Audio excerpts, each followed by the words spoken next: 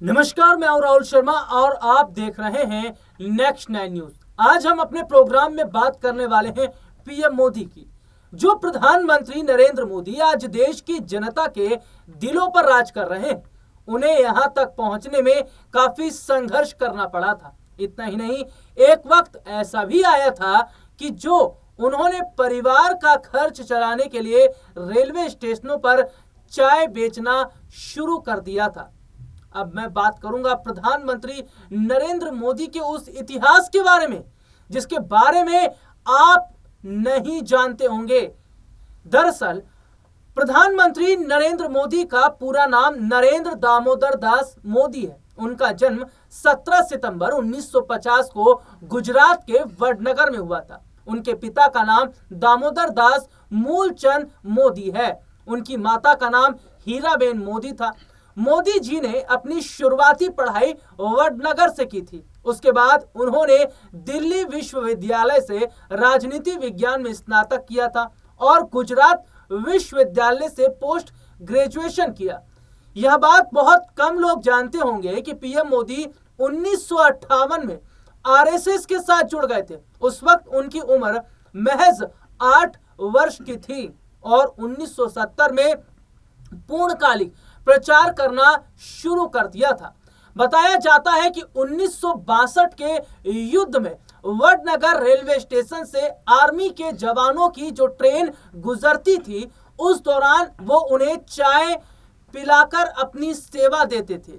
जो जवान जो है उसमें मौजूद रहते थे, गाड़ी के अंदर उन्हें चाय देते थे। इतना ही नहीं, मोदी जी ने काफी समय तक गुप्त तरीके से आरएसएस के लिए काम किया था। दरअसल 1975 में प्रधानमंत्री जो मोदी जी हैं वो अंडरग्राउंड हो गए थे। 1975 से 77 तक समय भारत के इतिहास के लिए काला दिन माना जाता है, जिसे इमरजेंसी के रूप में जाना जाता है। इमरजेंसी के इस दौर में इंदिरा गांधी ने अटल बिहारी वाजपेयी, लाल कृष्ण आडवाणी जैसे कई नेताओं को गिरफ्तार करवा दिया था, क्योंकि वो लोग आपातकाल का विरोध कर रहे थे। और इस बीच मोदी जी ने गुप्त तरीके से आरएसएस के लिए काम किया था। गिरफ्तारी से बचने के लिए मोदी जी अंडरग्राउंड हो गए थे और अलग अलग जगहों पर भेष बदल कर काम करते थे। उनका काम था आरएसएस और अन्य संगठनों के बीच संदेश पहुंचाना और नेटवर्क संभालने का काम। मोदी जी का काम था गुप्त मीटिंग्स आयोजित करना, कार्यकर्ताओं को जोड़कर रखना, विरोध आंदोलन को संगठित करने में मदद करना। यही समय उनके संगठनात्मक कौशल को मजबूत करने वाला माना जाता है। उन्होंने कठिन परिस्थितियों में काम करना सीखा। बाद में यही अनुभव उनके राजनीतिक करियर में काम आया और यहीं से उनके राजनीतिक भविष्य की नींव बनी।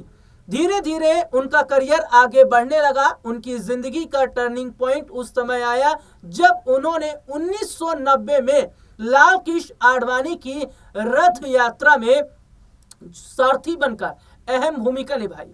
यह यात्रा 25 सितंबर 1990 को गुजरात के सोमनाथ मंदिर से शुरू होकर अयोध्या तक चली। इस यात्रा को देश भर का बड़ा समर्थन मिल रहा था।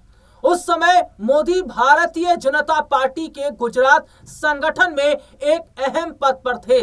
प्रमुख रूप से संगठन मंत्री की भूमिका में उन्होंने गुजरात में यात्रा की पूरी योजना बनाई, जनसभाएं और कार्यकर्ताओं की तैनाती का जिम्मा संभाला।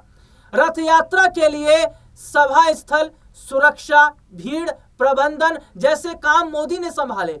स्थानीय प्रशासन और पार्टी कार्यकर्ताओं के बीच तालमेल बनाए यात्रा को बिना बाधा आगे बढ़ाने के लिए ग्राउंड लेवल पर काम किया। इस यात्रा में मोदी जी लगातार आडवाणी के साथ जुड़े रहे और यात्रा को सफल बनाने में कोऑर्डिनेशन किया। इस यात्रा ने बीजेपी को राष्ट्रीय राजनीति में मजबूत पहचान दिलाई और मोदी जी की संगठन क्षमता सामने आई और बाद में यही अनुभव उनके राजनीतिक करियर के लिए बड़ा आधार बना। 1990 की रथ यात्रा में क्या भूमिका थी मोदी जी की, इसको ध्यान से सुनिएगा। 1990 की रथ यात्रा में मोदी फ्रंट पर दिखने वाले नेता नहीं थे, बल्कि बैकग्राउंड के मास्टर प्लानर थे। उन्होंने संगठन, रणनीति और मैनेजमेंट के जरिए इस यात्रा को सफल बनाने में अहम भूमिका निभाई, जिसका असर आगे चलकर भारतीय राजनीति पर साफ दिखा। राजनीतिक कामकाज को लेकर मोदी जी के अंदर एक नई ऊर्जा देखने को मिल रही थी और 1991 में मुरली मनोहर जोशी की पदयात्रा में भी उनकी अहम भूमिका रही। यह यात्रा कन्याकुमारी से श्रीनगर तक थी।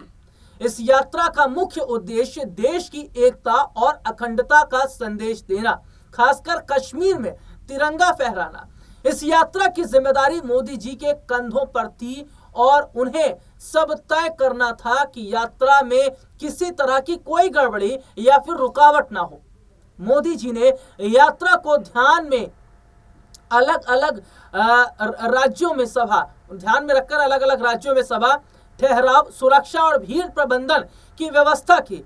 स्थानीय इकाइयों और कार्यकर्ताओं के साथ तालमेल बनाया और यात्रा को सुचारू रूप से आगे बढ़ाने के लिए हर स्तर पर निगरानी रखी। इसके साथ ही देश भर में बीजेपी कार्यकर्ताओं को सक्रिय किया। यात्रा के लिए ग्रास रूट स्तर पर मजबूत समर्थन तैयार किया। हर राज्य में संगठन को जोड़कर यात्रा को जन आंदोलन का रूप दिया। जब यह यात्रा जम्मू कश्मीर पहुंची तो उस दौरान ढेर सारी चुनौतियां थी, लेकिन तमाम चुनौतियों को पार करते हुए मोदी जी ने यात्रा के अंतिम चरण की योजना और समन्वय में अहम योगदान दिया। 26 जनवरी 1992 को मुरली मनोहर जोशी की एकता यात्रा के समापन पर तिरंगा फहराया गया। इस पूरे कार्यक्रम के प्रमुख आयोजकों में नरेंद्र मोदी भी शामिल थे। इस बीच मोदी ने राष्ट्रीय एकता का बड़ा संदेश दिया। इस यात्रा के बाद मोदी जी की भूमिका संगठन में और मजबूत हो गई। वो भारतीय जनता पार्टी संगठन के मजबूत नेता बन चुके थे और मुख्य रूप से गुजरात के राष्ट्रीय स्तर पर पार्टी का कामकाज संभाल रहे थे। 1995 में उनका राजनीतिक कद और बढ़ गया। इसके साथ ही 1998 में बीजेपी के राष्ट्रीय महासचिव बने और देश के कई राज्यों की चुनावी रणनीतियों को संभालने लगे।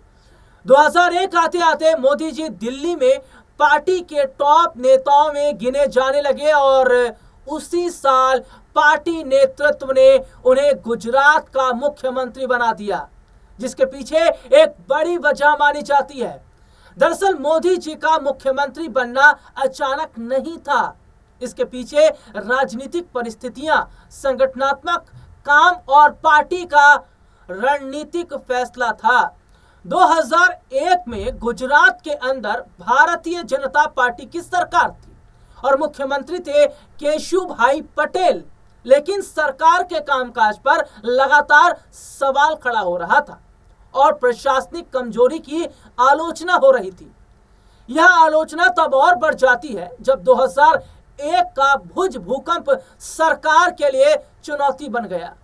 दिल्ली में पार्टी नेतृत्व को लगा कि गुजरात में नेतृत्व बदलना चाहिए।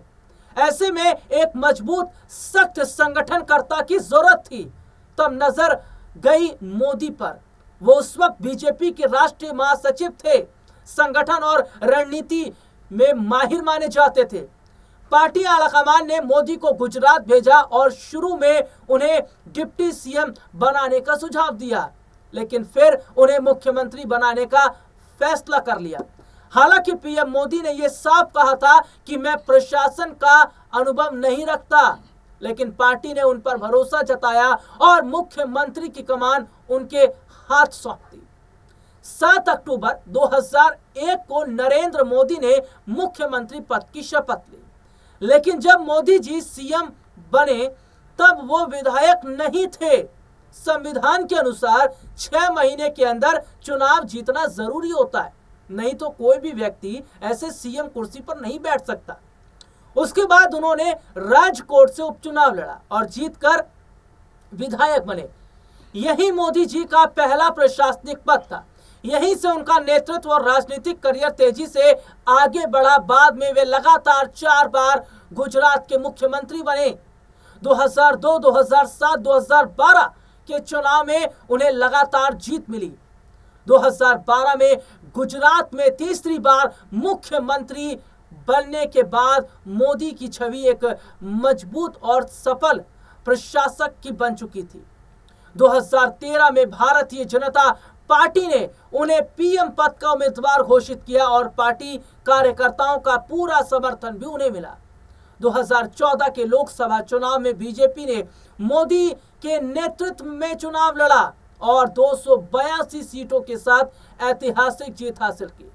मोदी पहली बार देश के पीएम बने तो उनके अंदर एक अलग ही सादगी और अनुशासन दिखाई दिया। पीएम बनने के बाद भी मोदी ने खुद को अनुशासित और सादगीपूर्ण नेता के रूप में पेश किया। समय की पाबंदी, नियमित दिनचर्या और फिटनेस पर जोर दिखा। संसद भवन में प्रवेश करते समय उन्होंने सीढ़ियों को झुककर नमन किया, जो काफी चर्चित रहा। खुद को प्रधान सेवक कहकर जनता से जुड़ने की कोशिश की। लंबे घंटे काम करना, जल्दी फैसले लेना, मंत्रालयों में तेज निर्णय और परिणाम पर जोर। मोदी जी का कामकाज देश की जनता को काफी पसंद आ रहा था। यही वजह है कि 2019 के लोकसभा चुनाव में बीजेपी ने फिर से मोदी जी के चेहरे पर चुनाव लड़ा और रिकॉर्ड तोड़ जीत हासिल की। पार्टी ने 303 सीटें जीतकर पूरा इतिहास ही पलट दिया।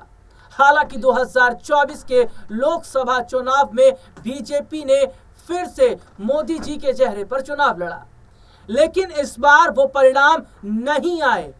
पार्टी ने 400 पार का नारा दिया, लेकिन महज 240 सीटें ही मिल पाई।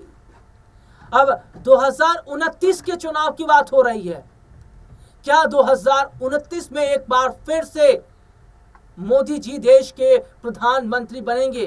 क्या जो विश्वास देश की जनता ने अभी तक जताया है वो 2029 में भी रहेगा? हालांकि इस बीच चर्चा ये भी हो रही है कि मोदी जी की जगह अब योगी आदित्यनाथ को 2029 में पीएम चेहरे के लिए खड़ा किया जाए। अब देखना होगा कि 29 के चुनाव में क्या कुछ तस्वीर देखने को मिलती है। फिलहाल आज के इस प्रोग्राम में इतना ही। मुझे इजाजत दीजिए। नमस्कार।